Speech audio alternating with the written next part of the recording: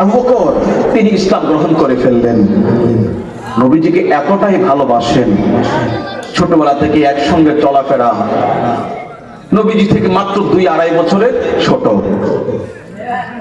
ওনার আবার বন্ধু হযরত ওসমান গনি রাদিয়াল্লাহু আনহু। আবু বকর রাদিয়াল্লাহু আনহুর কথার মাধ্যমে ওসমান তিনিও কালেমা পড়ে মুসলমান হয়ে গেলেন। আর ওনার ঘরে ওনার চাচাতো ভাই হযরতে আলী ইবনে আবি তালিব রাদিয়াল্লাহু আনহু ছোট্ট বালক, তিনিও কালেমা পড়ে মুসলমান হয়ে গেলেন। বালকের মধ্যে সর্বপ্রথম কালেমা পড়ে মুসলমান হলেন হযরতে আলী রাদিয়াল্লাহু আনহু। নারীদের মধ্যে হযরতে মা খাদিজাতুত তাহেরা রাদিয়াল্লাহু তাআলা আনহা। বয়স্কদের মধ্যে হযরতে আবু বকর রাদিয়াল্লাহু তাআলা আনহু। জোরে বলেন সুবহানাল্লাহ। আমি তোমার প্রেমের ভিখারি ইয়া রাসূলুল্লাহ, আমি তোমার প্রেমের ভিখারি।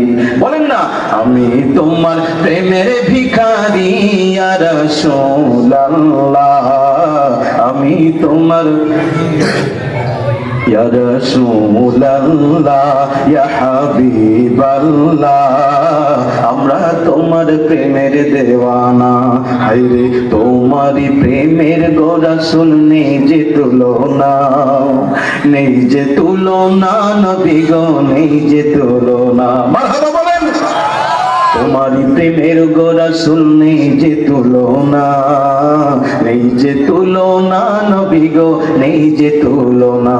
হায়রে তোমার প্রেমে জিন্দা হইল উস্তুনে হান্নানা ইয়া রাসূলুল্লাহ, আমি তোমার প্রেমে দেওয়ানা। হায়রে আমরা তোমার প্রেমের ভিখারি ইয়া রাসূলুল্লাহ, আমরা তোমার প্রেমের ভিখারি। সম্মানিত সুধী, মুরব্বি নিজাম, যুবক ভাইরা, লক্ষ্য করে দেখুন, একটু পরে আমার আল্লাহ আবার হুকুম করে দিলেন, বন্ধু গো ফাসদা বিমা তুমারু ওয়া আরিদ আনিল মুশরিকিন। বন্ধু আমার, আপনাকে নবুয়তের যে মিশন দিয়ে আপনাকে প্রেরণ করা হলো, আপনি সেটাকে বাস্তবায়ন করুন প্রকাশ্যে। আপনি মুশরিকদের কথায় তাদের ব্যাপারে পরোয়া করবেন না, আপনি প্রকাশ্যে দ্বীনের দাওয়াত দিতে শুরু করে দেন। জোরে বলেন সুবহানাল্লাহ।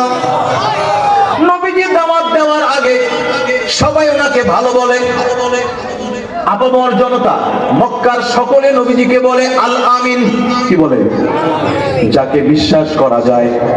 যেই যুগে আমানতের খেয়ানত হয়ে যায়, এতিমের মাল আত্মসাৎ করা হয়, মানুষের মধ্যে অরাজকতা, নৈরাজ্য, বিশৃঙ্খলা সব কিছু আছে, জেনা, ব্যভিচার, মদ, নেশা, সব অপরাধ সেই জগতে ভরপুর, একেবারে 6 লাখ। ওই জায়গায় কেউ কাউকে বিশ্বাস করে না, যেখানে বড় বড় নেতারা এতিমের মালগুলো ধ্বংস করে খায়, বড় বড় নেতারা মানুষের সম্পদ লুটে পুটে খায়।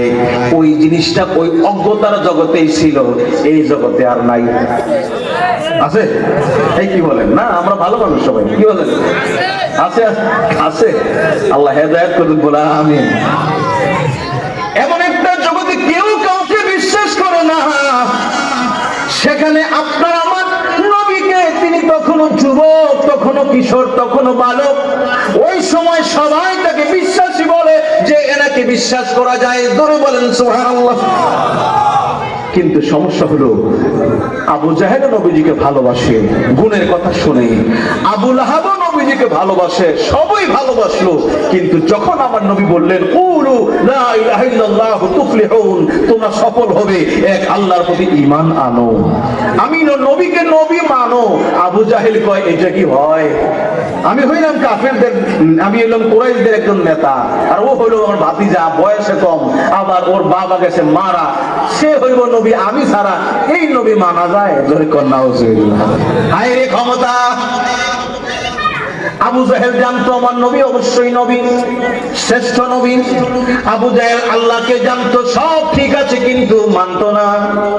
কারণ মানলে তার ক্ষমতা, তার আরাম আয়েশ, ভোগ বিলাস চলে যায়। কথা বুঝতে পেরেছেন? এই হচ্ছে সমস্যা বাবা। এই জন্যে আত্মসমর্পণ হলো মুসলমান।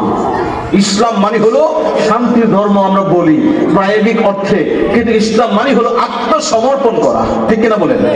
আপনাকে আল্লাহর বিধানের উপরে, নবীজি বললেন লা ইলাহা আহাদুকুম হাত্তা আকুনা হাওয়াহু তাবাআন লিমা জিতু বিহি, আমি নবী যেই বিষয়গুলো নিয়ে এসেছি এইটাকে তোমার প্রায়োরিটি দিতে হবে আগে। তোমার যা চিন্তা মনের মধ্যে আসে, তোমার যা ভালো লাগে এগুলো নিয়ে দমন করো, আল্লাহ যা বলেছেন ওইটাকে অগ্রাধিকার দাও। সুবহানাল্লাহ। আমি নবী যা নিয়ে এসেছি এইটাকে তুমি অগ্রাধিকার দাও, তাহলে তুমি প্রকৃত মুমিন হতে পেরেছো।